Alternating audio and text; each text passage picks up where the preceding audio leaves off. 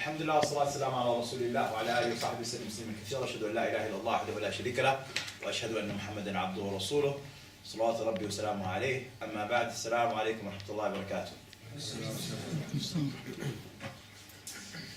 I'm very, very happy, like I mentioned to you guys 10 minutes ago, but for those who are new, I'm very happy to be with you in Sunderland. And before I ever start anything, whenever I come to a new community, I kind of just like to figure out where everybody's from. I see a very diverse audience in front of me, so feel free to shout out your backgrounds, where y'all are from. Pakistan. Pakistan. Who here's from Pakistan? Oh yeah, mashallah. What else we got? Algeria. Algeria. Who here's from Algeria? Okay, very good. What else we got? Bangladesh. Mashallah. Allahu Akbar. Okay, what else we got? Iraq. Iraq. Who here's from Iraq? Okay, very good. What else we got? Somalia. Who here's from Somalia? Mashallah. Ahlan wa sahlan. What else we got? Malaysia. Malaysia. Hands up for Malaysia. Okay. I love the Malaysians. They put their hands up like this. Okay. What else we got? Lebanon. Who's from Lebanon? All right. Very good. That's one. All right. It's all good. Libya. Libya. Who is from Libya? Okay. Very good. MashaAllah. What else we got? Egypt. Egypt. Who is from Egypt? MashaAllah. Dunya. Nice. What else we got? Kashmir. Kashmir. Which country is that? India. Oh, don't want to start trouble. All right. So, who here is from India? We already covered Pakistan, so okay. What else we got? Sunderland. Sunderland. Which country is that? That's England, right? So England. Who here is just pure British? Very good. What else we got? Saudi Arabia. Saudi Arabia. MashaAllah. Saudi? I'm assuming. All right. Saad. Anybody else? Anybody else? The Czech Republic. So if someone's from the Czech Republic, they just call them Czech, right? Okay. But if something is from the Czech Republic, what do you call that? Czechoslovakia? Is that what you said? It's just Czech. It's just Czech? Okay. So say this artifact is Czech. That's what you would say? Okay. What else we got? Yes? Muslim. Muslim, mashallah. MashaAllah. Okay. I got all of the countries. That's it. This shouldn't be too hard. Czechoslovakia is my hometown. Jerusalem is my heart. I flash a Syrian smile. I've been Egyptian from the start. My kindness comes from Pakistan. My style is Sudanese. Yemen and Somalia join two continents at my knees. A Libyan mind, Arabian legs. No. A Libyan mind, Arabian legs, Bengali disposition. Moroccan passion, Turkish fashion, and Indonesian precision. Wherever Allah is worshipped are my people. I conclude English esteem, French cuisine, American attitude. I have history in Spanish soil and Malian sand, a future shining from Khorasan. My present is where I stand. My eyes peer from Kashmir towards a Malaysian rising sun. Yes, my body is indivisible. I'm an ummah of one. It was kind of like I recited this in a park around statues. Okay, let me show you guys how to respond to poetry. So we have what's called American style, and that's the finger snap. Try this out. Try it out. Then we have like 6 Egyptians in the room, but they've been in Britain too long. So Egyptian style, this is what I like to call Egyptian style, is when you hear something that you like, Egyptians, what do y'all do when you hear something that you like? Huh? Zawluta? No, we don't need it that level. But just Allah, Allah. So try that out. Say Allah, Allah. Allah, Allah. Very good. Pakistani style. What is Pakistani style? No, don't worry. I know what it is because I was taught it. Pakistani style is that when you hear something that you like, you go, vah vah. Right? Vah vah. Okay? So if I ever recite a poem again tonight, I don't want to see those blank faces y'all gave me. Don't give me that British attitude. Y'all learning. Okay?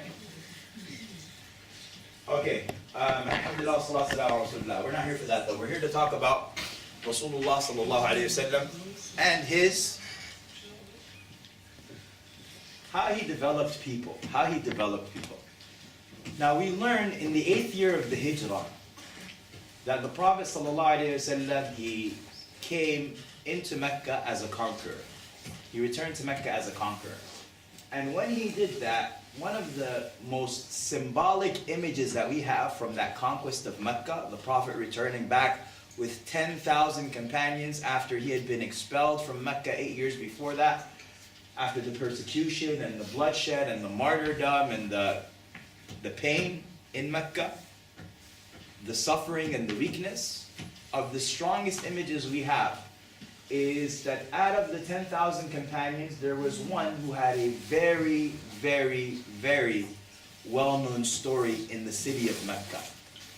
He separated from the crowd and he actually began to climb the Kaaba. And that person exactly was Bilal ibn Rabah. And Bilal climbed the walls of the Kaaba and he stood with the Kaaba underneath his feet.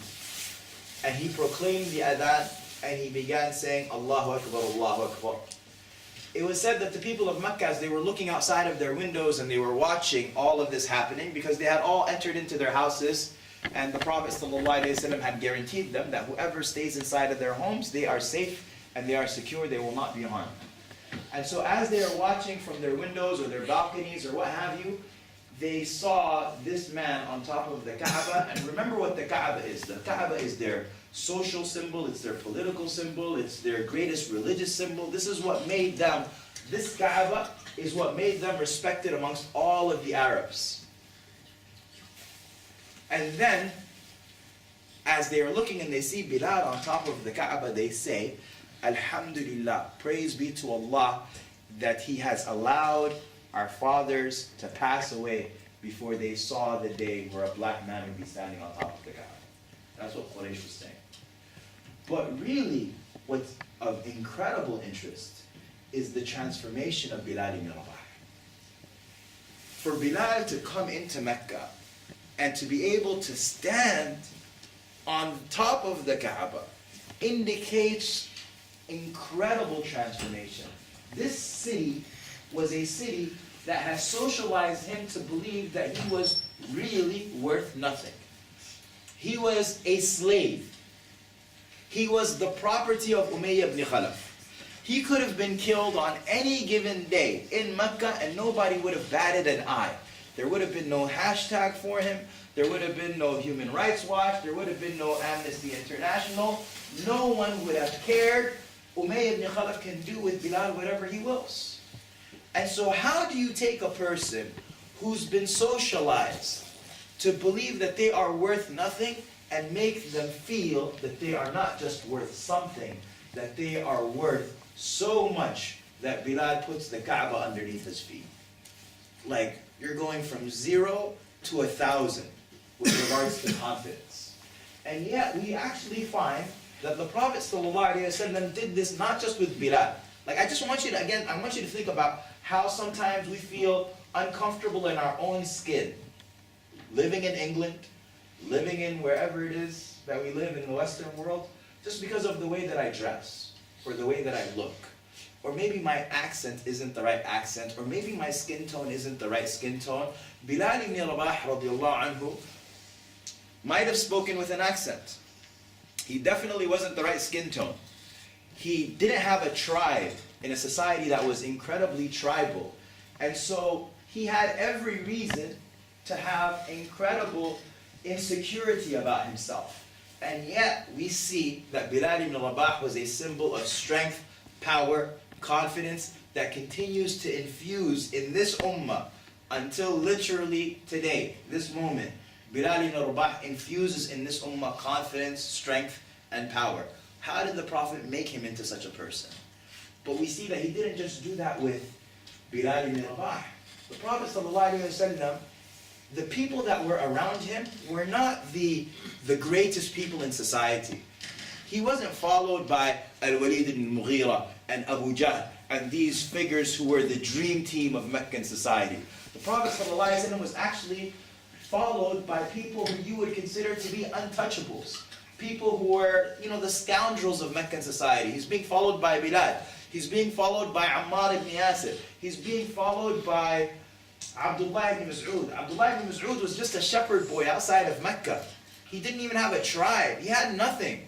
And he's the one who's following the Prophet ﷺ. But what did the Prophet do? He took these people who were the untouchables of Meccan society, these people who nobody would have batted an eye, nobody cared about them, nobody would have considered them to be worth anything. He took them and he built this one up, and he built this one up, and he built this one up, so that Abdullah ibn Mas'ud becomes the greatest, or one of the greatest scholars of Quran. Bilal ibn Rabah, we know who he is. Ammar ibn Yasir becomes a person who is declared to be of the people of Jannah. He is someone who the Prophet ﷺ said, truthfulness and right and al-haq, truth is with Ammar.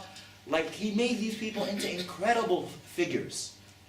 He made them into incredible figures. He didn't start out with a dream team, but he made a dream team. And so, how do we do that? When we have an ummah that is very, very short on confidence, when we are insecure, when we don't feel comfortable in our own skins, when we don't feel comfortable many times with regards to our place in society, how do we do what the Prophet ﷺ did? There's a lot that the Prophet did, but today I'm just going to focus on one thing to make it very clear, very practical, very actionable. And inshallah ta'ala, if we just implement this one thing, then I hope that it's going to cause incredible transformation in our relationship with others, and inshallah, the ummah at large. And that is, the Prophet ﷺ made it haram, forbidden, for a person to be belittled. That's it. He made it haram for a person to be belittled. There was a famous statement that he made once, in front of thousands of companions. And he stood in front of these thousands of companions, and he said his famous statement. He said, لا تحاسدوا ولا تناجشوا ولا تدابروا ولا تباغضوا. He said, don't envy one another. What does envy mean? Does anybody know? Yeah? Be jealous. Be jealous. Envy in Islam has a very particular definition. It's not like, oh wow, that person has such a nice job, I wish I had that job too. That's not envy. That's not hasad. Hasad is defined as tamanni zawal al-ni'mah, that you wish for a person's blessing to be dissolved. That is what hasad is. Hasad is not, that person has a nice job, I wish I had it too. This person has a nice car, I wish I have it too. This person gets amazing grades, I wish I did that too. Hasad is when I say to a person, in my mind and in my heart, I say, I wish that person didn't have good grades. I wish that person didn't have a good job. I wish that person didn't have a good spouse, right? In America, we call that a hater, being a hater. You hate the fact that this person has that, okay? And that is what hasad is. And so the Prophet ﷺ says, do not envy one another. Number two, لا تناجشوا ولا تدابروا ولا تباغضوا. Don't turn your backs towards one another. Do not undercut one another in sales. And do not hate one another.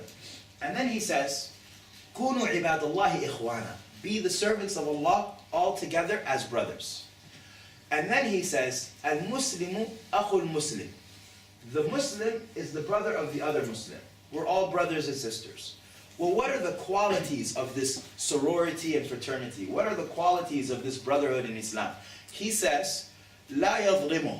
He doesn't oppress the Muslim. They don't surrender each other. They don't belie one another. And they don't belittle one another. They don't belittle one another. And then he pointed to his chest and he said, التقوى ها هنا. He said, taqwa, fear of God, is here. It's not in the way that I dress. It's not in the words that I say. Taqwa is something that is present in my heart. And then, out of all of the things that he's mentioned so far, there is one point that he wants to reiterate because of how important it is. He says, بِحَسْبِ امْرِئٍ مِّنَ الشَّرِّ أَن يَحْقِرَ أَخَاهُ الْمُسْلِمِ. It is enough of an evil that a person belittles their Muslim brother. What does that mean? It's enough of an evil that a person belittles their Muslim brother. It means that if today, you had a fantastic day. Today you prayed Fajr on time, you're like, check. Prayed Dhuhr and Asr on time, check, check. Prayed Maghrib and Isha. Amazing, right? Great day. You did everything that you thought you needed to do. You avoided a lot of things that you normally might have done. So you're like, man, I had a great day today. I didn't do anything wrong today. But he says that if the only thing that you did wrong was that you called your sister ugly, you called your brother stupid, you called your friend fat, you called your whatever. If that's the only thing that you did, that comment, that belittlement, if that was the only thing that you did, he says, that is enough of an evil for you. That's enough of an evil. بِحَسْبِ امْرِئٍ مِّنَ الشَّرِّ أَن يَحْقِرَ أَخَاهُ الْمُسْلِمِ. And if you see how much we use this in our language, when you actually look at the Prophet ﷺ, you see that as part of his methodology, in a very systemic way, he would prohibit them from using that type of language. He would prohibit them from having those types of emotions. He would prohibit them from carrying these types of notions in themselves, that so-and-so is weak, or so-and-so is stupid, or so-and-so is this, or so-and-so is that. And I have so many examples for you. What are some of the reasons why a person is belittled? What are some of the first reasons why you look down on a person, or a person is looked down upon? Ethnicity, very good, Zayn. Ethnicity, that's one of the easiest ways, right? And so if we look at ethnicity, let's just look at ethnicity. The Prophet ﷺ, did he stop people from belittling each other because of ethnicity? Absolutely. The Prophet ﷺ had one of his wives, she was Jewish. Her name was Safiya bint Huyay ibn Akhtar. Safiya was his wife. He had married her after Khaybar. She was very beautiful, Safiya radiallahu anha arda, al-Mu'mineen. And at times, when the wives of the Prophet, there would be some sort of tension amongst them, they would call out to her and they would say, Ya Yahudiya, O Jew.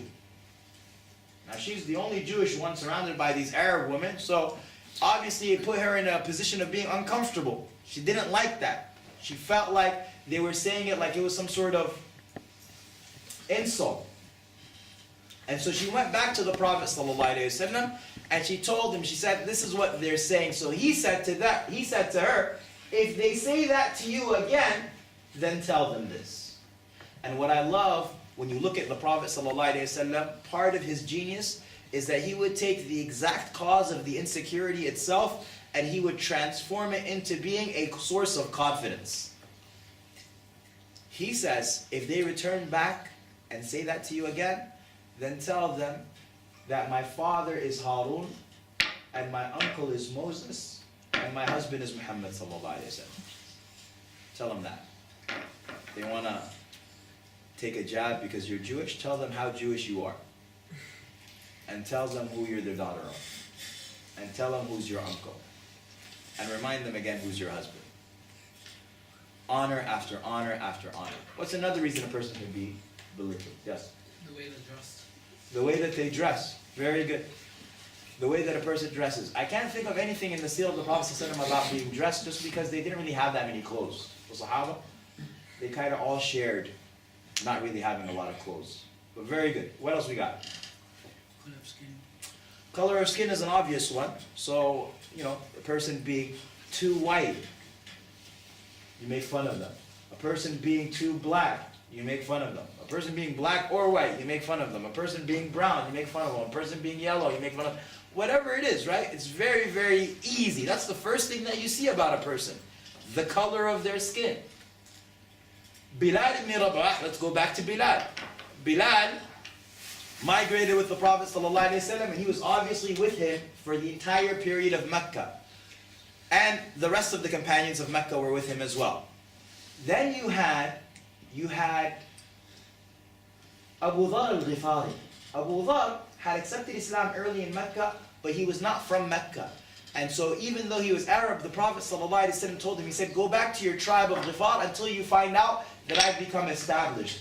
And so when the Prophet became established in Medina, Abu Dhar went and he migrated to Medina, but he wasn't with the Prophet during that entire Meccan period. And so he didn't get that tarbiyah. He didn't get the development that all of the others, so he was still rough around the edges. And so Abu Dhar, one time, he's in Medina with Bilal, and he says to Bilal, Ya ibn al-Sawda, O son of a black woman. Bilal takes offense to that. And he goes to Rasulullah ﷺ and he tells him. And the Prophet ﷺ comes back and he calls Bilal. He calls Abu Dhar. And he says to Abu Dhar, he says, أَعَيَّرْتَهُ بِأُمِّهِ إِنَّكَ مْرِئٍ فِيكَ جَاهِلِيَّةٍ. Are you blaming him because of who his mother is? You are a person who has in you ignorance. That's ignorant, man. If you're going to blame a person because of... Now, Abu Dhar didn't go and say, Ya Rasulullah, but he is the son of a black woman. Like, I'm not lying. Right? It's true. But that's not the point. The point isn't whether it's true. The point is whether or not this statement that you made hurt the person that you spoke to. And we've all experienced this. We heard all of these ethnicities earlier. A person can say to you, oh, you're Pakistani. And it depends on which way they mean when they say it. Depends on how you feel about it. You know, I remember in New York, that's where I grew up, I had a lot of Pakistani friends. And whenever I go into whenever I talk to anybody who's Pakistani, like it always thrills them if I speak a little bit of Urdu. Ab kaise hai? Kaam kaise chal raha hai? You know, hum namaz padh chuke hai. Like all this random stuff, right? Kana kana hai, like so. It gets them so excited. Okay? But then for the first time, I remember I went to Saudi Arabia, went to Saad's hometown, Saad's home country. And I walked into a store, and there were Pakistani brothers working there in the store. It was their store, I don't know, or whether they were working there. And so I walk in and I started going, Assalamu alaikum, ab kaise hai? But I saw in their faces anger. Why do you think that was? Like, now I'm coming in and I'm speaking to them in Urdu. I'm not getting the love that I would get in New York when I'm speaking in Urdu. Now I'm in Saudi Arabia and I'm speaking in Urdu and I'm annoying them, obviously. What's the difference? Yeah. Huh? They are facing racism in Saudi. In Saudi Arabia, right, because of them being, or maybe someone speaking Urdu, that they would be perceived as working class or lower class, or they might have been experiencing racism from the people there, and so when someone comes up to them and starts speaking to them in Urdu, they find it offensive. Whereas in a place where they don't really experience that, they see it as something as affection. My point here is that you can make the same statement, but it all depends on how that person takes it. And so Bilal ibn Rabah is being called the son of a black woman by Abu Dhar, but who's Bilal? And what did he just go through in Mecca? He's not appreciating that.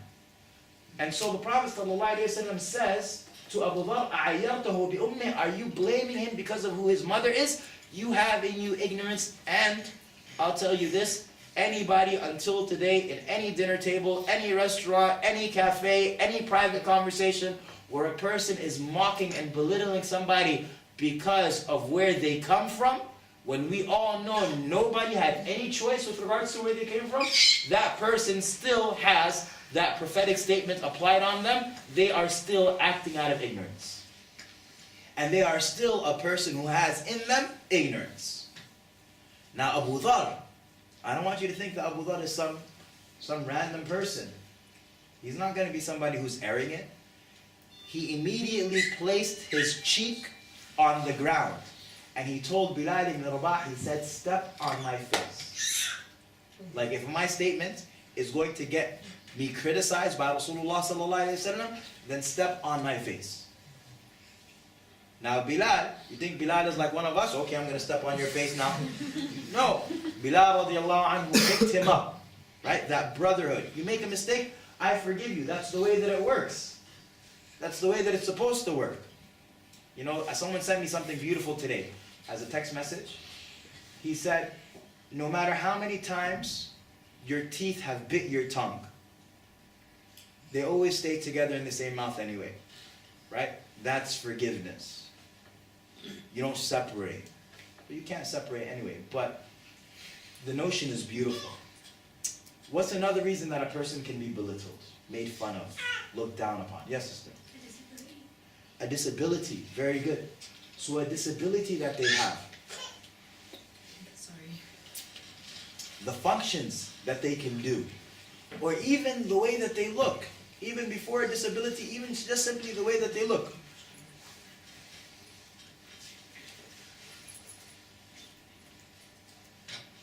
You know, with regards to the disability, I'm thinking now there was a woman during the time of Rasulullah sallallahu alaihi wasallam, and she suffered from epilepsy. She would suffer from seizure. And so she came to Rasulullah sallallahu alaihi wasallam and she said, "Oh Messenger of Allah, please make dua for me. Please pray to God for me that I do not have these seizures anymore." And so the Prophet sallallahu alaihi wasallam said to her, "If you wish, I will make dua to Allah that that seizure stops. But if you are patient, I can tell you you're going to paradise. Which one do you want?" She said, "Ya Rasulullah, I choose to be patient. But whenever I have these seizures, I can't control my clothes. Sometimes my body becomes uncovered. So ask Allah, pray to Allah that my body doesn't become uncovered if I have these seizures." And so the Prophet ﷺ prayed that her body doesn't get uncovered when she has these seizures. And so the Sahaba, they used to say, whoever of you wants to look at a woman of paradise, then let them look at this person. Let them look at this woman. When you talk about physical disabilities, when you talk about a person with disability, or whether you're talking about a person with, they're just not, they can be mocked because of the way that they look. Abdullah ibn Mas'ud, remember I told you he was the sixth person to accept Islam. He was that little shepherd boy, that young shepherd boy. Even when he grew up, he was still very frail. He was very skinny, incredibly skinny, and he was very short. It was said that Abdullah, when he was standing up, he was the same height as Umar when Umar was sitting down. Okay? One time, Abdullah ibn Mas'ud was climbing a tree. And the Prophet ﷺ, his companions are there, and the wind began to blow, and part of his legs became uncovered because of the wind. And so the Sahaba were seeing his legs, and they started laughing because of how skinny his legs were. Now the problem is, you can laugh at somebody's skinny legs, you can laugh at how tall somebody is, you can laugh about how big somebody's head is, you can laugh about a lot of things about people, how ugly their feet are. But the problem with that is that you don't know where people's insecurities lie. You don't know whether they're cool about their feet or whether they're very insecure about their feet. You don't know if they're cool about their head size or whether they're insecure about their head size. You don't know. And so Abdullah ibn Mas'ud is climbing up the tree with his skinny legs, and the Sahaba are laughing at how skinny his legs are. And so the Prophet ﷺ, remember I told you that he has this amazing genius, ﷺ, where he takes your cause of insecurity and he turns it into a source of confidence. And so he comments to the companions and he says, "Are you laughing because of how skinny his legs are? Those legs on the day of judgment are going to outweigh the mountain of Uhud." You get goosebumps every time. You can only imagine how Abdullah ibn Mas'ud felt when he came down from that tree. Like, yeah, I'm heavy. Oh, I'm really heavy now. Right? I'm really heavy now. So much so that this becomes one of the manaqib, this becomes one of the virtues of Abdullah ibn Mas'ud. When you read about the virtues of this man, you read that the Prophet said that his legs are going to outweigh the mountain of Uhud on the day of judgment. That is infusing in people confidence. One last reason I'll mention, when we're looking at the seal of the Prophet ﷺ. Oh, by the way, with regards to physical shape, remember Safiya, I told you she was very beautiful. She was ethnically Jewish. She was also short. And so Aisha radiallahu anha, she tells us the story. She says, one time I was with the Prophet ﷺ, and this is reported by Bukhari. She says, I was with the Prophet ﷺ, and I was talking about Safiya, and I made a gesture saying, she's short. She's short. And so the Prophet ﷺ then said to her, oh Aisha, you have said something that if it were cast into the ocean, it would have turned black. You would have made the ocean black. She didn't even say anything. She just went like this. Right? So what about the things that we say about people? How dark would the oceans get without us knowing? The last thing, or the last reason that I'll mention, is people are belittled because of socio-economic status. This person isn't a doctor. This person doesn't have a bachelor's degree. This person doesn't make this amount of money. They're poor, broke, right? Especially many times because you have general education, right? You have many times we look down on people who don't even have basic education. They weren't educated at all. There was a man who was named, his name was Zahir ibn Aslam, and he was a Bedouin. So he wasn't civilized. He was a Bedouin, a desert roamer, dweller, all of that type of stuff. But the Prophet ﷺ used to love him very much. And he used to say to Zahir, أَنْتُمْ بَادِيَتُنَا وَنَحْنُ حَاضِرُكُمْ. You are our deserts and we are your cities. And so Zahir would come into Medina and he would buy and sell, because that's part of the economy of Medina, that the Bedouins would come into town and they would buy and sell their products. And so Zahir once was buying and selling. He's in the marketplace, he's busy. And then the Prophet snuck up from behind him, sallallahu alaihi wasallam, grabbed him from behind and was hugging him. And he started yelling, مَنْ يَشْتَرِي هَذَا الْعَبْدِ. Who will buy this slave? Now, being sold into slavery is no joke. And so Zahir immediately is about to break free. Who's trying to sell me? I'm a free man. And he says, I looked behind and I saw that it was Rasulullah sallallahu alayhi wasallam. So I immediately leaned back into him so that my back could touch his chest. And then I said, إِذَنْ تَجِدُنِي كَاسِدًا يَا رَسُولَ اللَّهِ. Ya Rasulullah, I'm not worth anything. Just stop right there. How many people do you know would say a statement like that?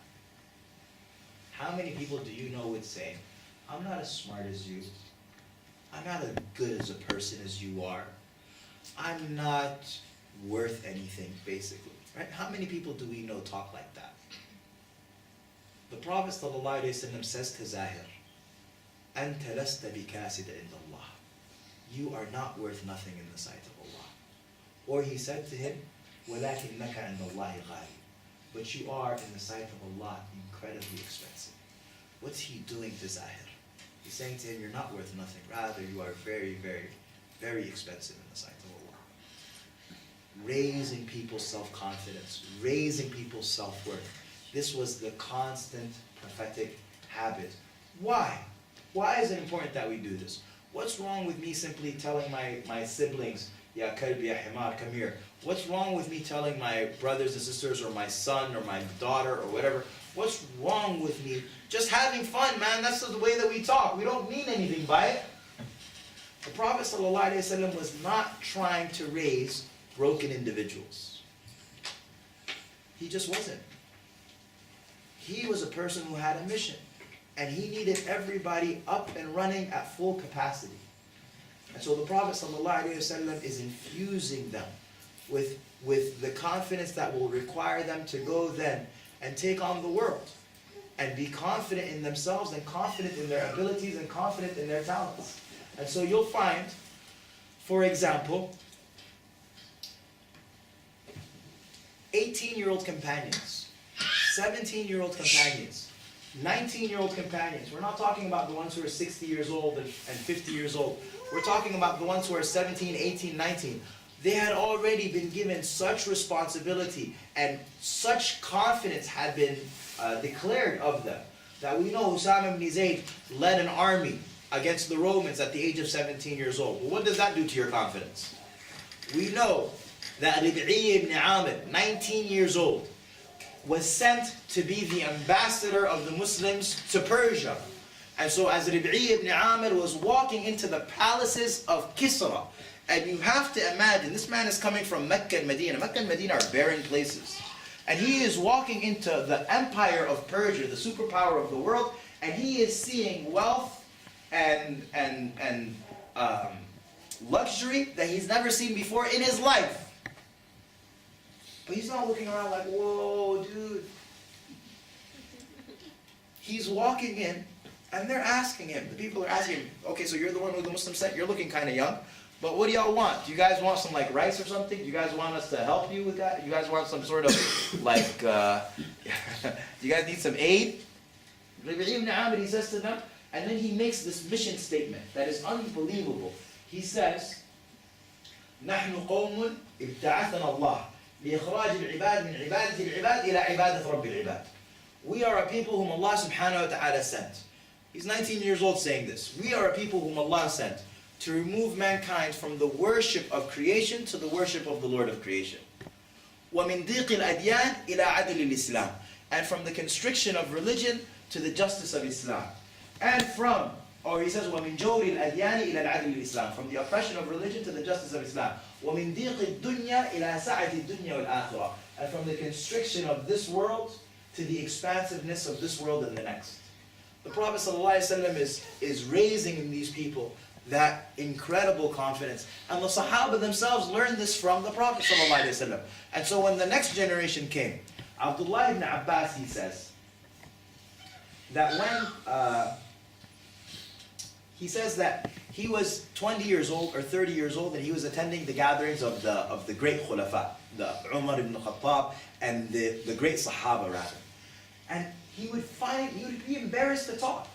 Like, you know how when your parents are hosting their friends in the living room and you're just sitting there and you're not saying anything because you have nothing to contribute to this discussion about politics, you have nothing to contribute about this discussion about whatever, right? Or even worse, when you are punished for speaking, do not speak when grown people are talking. We're having a grown person discussion.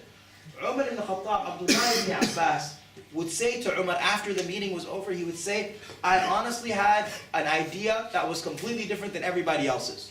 Or I thought completely opposite of everybody else. But I was too shy to speak in front of everybody. Umar would say to him, قُلْ يَا ابْنِ أَخْ وَلَا تَحْقِرْ نَفْسَكَ. Speak, my nephew, do not belittle yourself. Don't belittle yourself. Raising in people the sense of possibility. What I want you to take from this presentation tonight is that your friends, you look at them with a completely different lens. You become incredibly sensitive to any sort of insults. Number one, that you don't insult people, period, after this. You don't insult people at all. And if it's part of your language, so what? Change it. Just change it. The Sahaba changed so much of their culture and their behavior. We can't change some of our behavior. But then if a person really wants to follow the prophetic example, is not only do you be someone who does not insult others or belittle others, but you become someone who the insulting stops in your presence. You become someone who belittling stops in your presence. Because Allah subhanahu wa ta'ala says, يَا أَيُّهَا الَّذِينَ آمَنُوا لَا يَسْخَرْ قَوْمٌ مِّن قَوْمٍ عَسَىٰ أَن يَكُونُوا خَيْرًا مِّنْهُمْ وَلَا نِسَاءٌ مِّن نِسَاءٍ عَسَىٰ أَن يَكُنَّ خَيْرًا مِّنْهُنَّ وَلَا تَلْمِزُوا أَنفُسَكُمْ وَلَا تَنَابَزُوا بِالْأَلْقَابِ. Allah subhanahu wa ta'ala says, O you who believe, let not one group of believers mock another group. Why? It could be those people that you're making fun of because they're fobs. It may be that they're better than you. Do you guys have that term, fobs, by the way? No? Okay, sorry. That was kind of like my big point, and then you guys don't even know what fobs are. A fob in America is someone who's fresh off the boat, basically a new immigrant. What do you guys call them? Fresh. Those people that you're belittling because they're freshies, right? It may be that they're better than you. That person that you're looking down upon, that sister that you're looking down upon, it may be that they're better than you. Allah says they are better. They may be that they are better than you. And then He says, and do not insult each other with nicknames. I had a friend of mine in high school. I mean, there were worse nicknames, but his nickname was Fathead. That was his nickname, right? You come up with these insulting nicknames for people. What does that do to a person's self-confidence? The issue of psychology is so important that when Rasulullah ﷺ moved to Medina, this is documented so many times over, if he met someone who had a bad name, he would change their name. Like, how profound is that? It doesn't get more profound than that. He would change a person's name. There was a girl he met, a woman her name was Asiya, disobedient. He said, no, that's not her name, change it.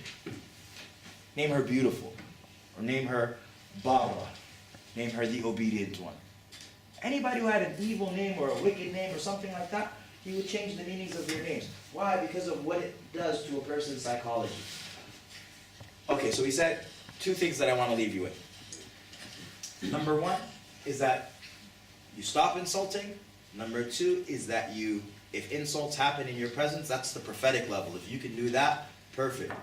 You stop it in its tracks. And then if you really, really want to follow the Prophet ﷺ, you replace those insults with positive traits that you praise people for. What is good about this person? What is good about your friends? That you be someone who's communicating these types of meanings. You know, in university, I had two friends that I kind of studied their behavior a little bit. I had one friend who nobody ever used to mock. No one ever used to belittle. No one ever used to insult. And then I had one other friend who everybody used to insult. Everybody. Like he would meet someone for the first time, like, hi, salam alaikum, my name is such and such, and then within 5 minutes you'd find that person insulting him. Like, how? And so one thing that I noticed about my friend who never got insulted is that he never insulted himself. Ever.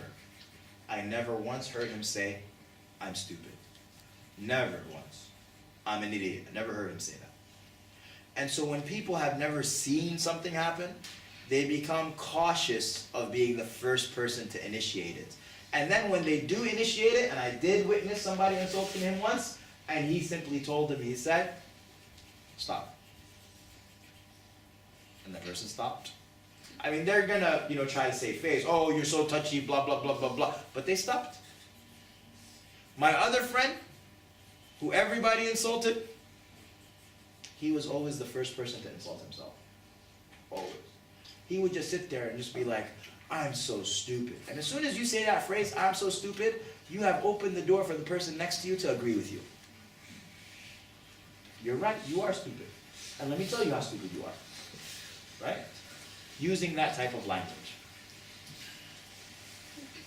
So that's number one. Number two is to create senses of possibility for people. I had a very, very close person to me. This man he grew up in an African village. And he was an orphan. And he was raised by his grandfather. And he told me his grandfather used to always tell him, I want you to be like so-and-so. And I want you to be like so-and-so. And he would name, not people from his village, he would name people from the entire state, like the biggest shots in the entire state. And he said, when I was a kid, I would say, Yalba, like, how could I ever be like these people? Like, you're naming for me the biggest people in the state. And this man ended up being greater than all of them. But he had a grandfather who created in him a sense of possibility. I want you to be like so-and-so. And I remembered his story when I was reading on Umar ibn Abdul Aziz.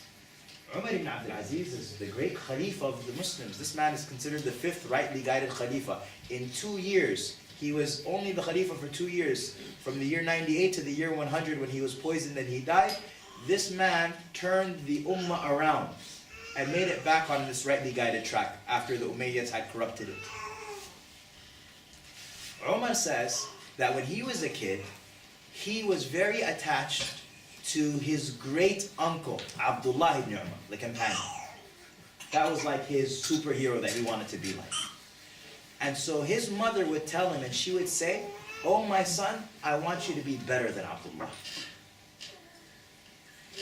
Now you would think that that's impossible. What kind of mom would tell her son to be better than a companion of the Prophet ﷺ? Like, if you can't be better than a companion. But what is his mom doing?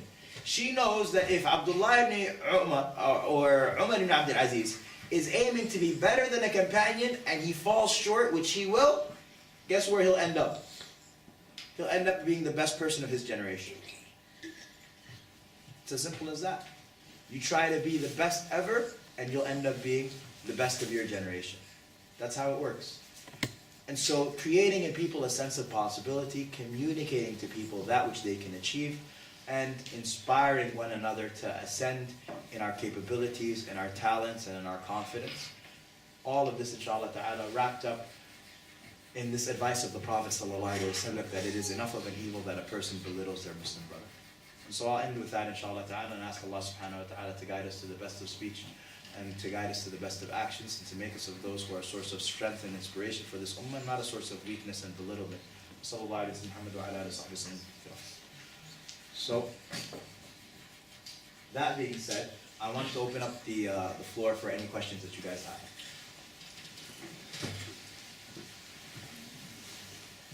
As I sit properly on this desk. I've got one. Yes, sir. You know, when you talk about don't insult people, even if it's like a friendly way, because it opens the door to more and more belittling. Well, since when I'm with like my friends, one of us does something stupid and we make fun of them. So it happens to us when we make fun of ourselves. I feel like there's like an atmosphere of where if something does happen, we can laugh about it, we can laugh it off.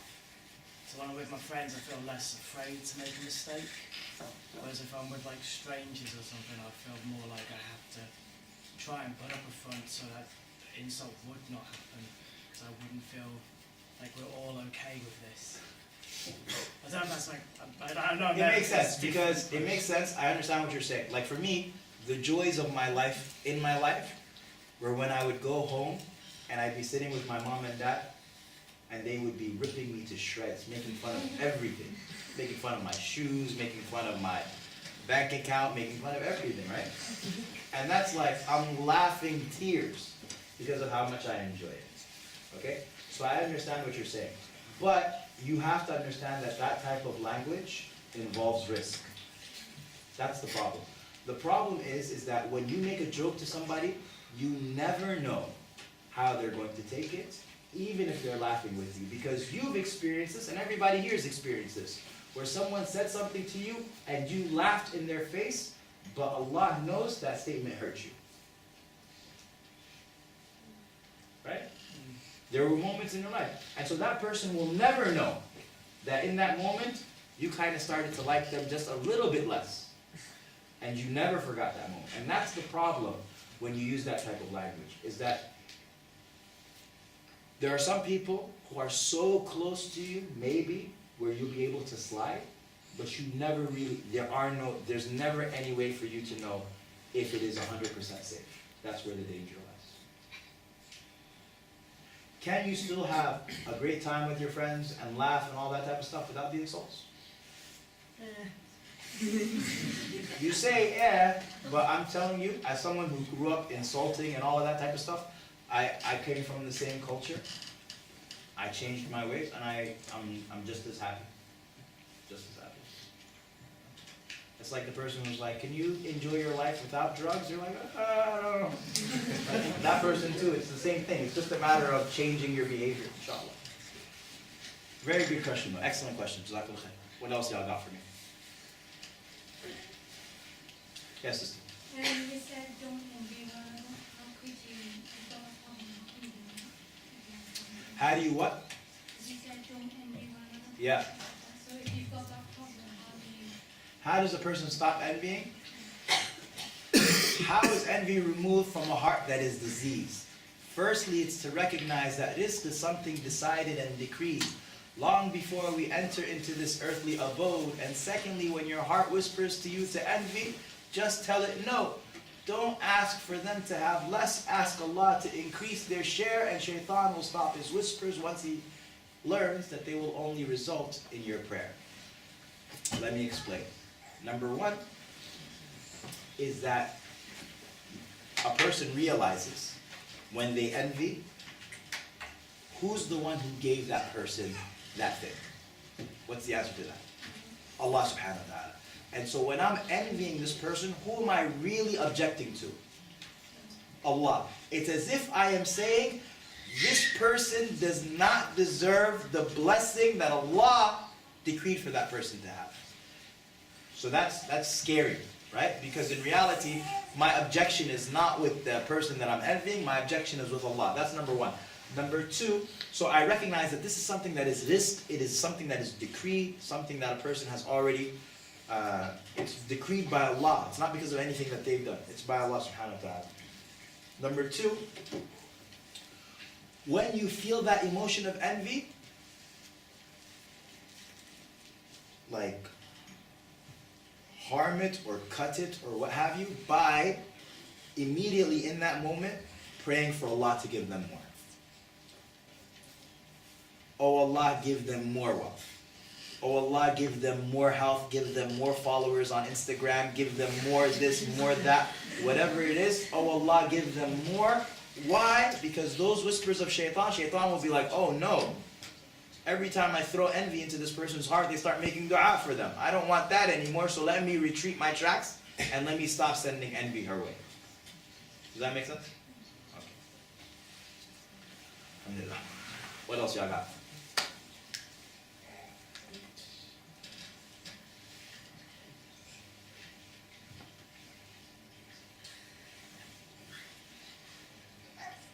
Okay. So, since you guys don't have any questions for me, I'm going to hold y'all hostage. And I'm going to say that I teach with the Maghrib Institute. Has anybody ever heard of the Maghrib Institute before? Yeah. Excellent. How? I teach a seminar. I've basically been teaching it in the UK for the past 2 weekends. Al-Maghrib is an institute that teaches Islamic sciences in a seminar format. And so it sends instructors to cities wherever we have a student base, and over an entire weekend, you basically cover one subject of Islam in a pretty detailed fashion. On Friday night from 7 to 10, we go 3 hours of instruction on Friday. Then on Saturday from 10 a.m. to 7 p.m., so that's 7 hours of instruction on Saturday, because there's a 2-hour lunch break. And then on Sunday from 10 a.m. to 7 p.m., so that's another 7 hours. So you get 17 hours of instruction on any particular topic over a weekend. That's the way that it goes. So you study tafsir, or you study fiqh, or you study theology, or you study my particular course is on the names of Allah. So over the weekend we go over maybe 40 or 50 names of Allah subhanahu wa ta'ala. And Al-Maghrib comes to any particular city 3 or 4 times a year. And so because people are very busy, and so the way that Al-Maghrib teaches is it brings its seminars every couple of months to one particular city, so a person can just free their weekend up every couple of months, study a topic in detail, and then they take an exam a month later, and it goes towards a bachelor's degree in Islamic studies. So while you are living in Sunderland, you can be working on a bachelor's degree while studying full-time in school, or while working full-time, or what have you. Every couple of months, you basically just take a weekend off, go to wherever your nearest city is. I don't know whether, is Bristol closer to here than Edinburgh? Edinburgh? Which one is closer? How far is Bristol from here? 7. Did you say 7? Oh my God. New Wales. That means nothing to me, but sure. Edinburgh, I guess, would be the closest to you guys. But in any way, in the UK, we have chapters in Birmingham. That's close to you guys, right? No? Okay. Birmingham, Bristol, Edinburgh, also Glasgow, and London, of course. Yeah. And so these seminars come every couple of months, and I would really encourage you guys to take it. I used to take these seminars in my city in New York, and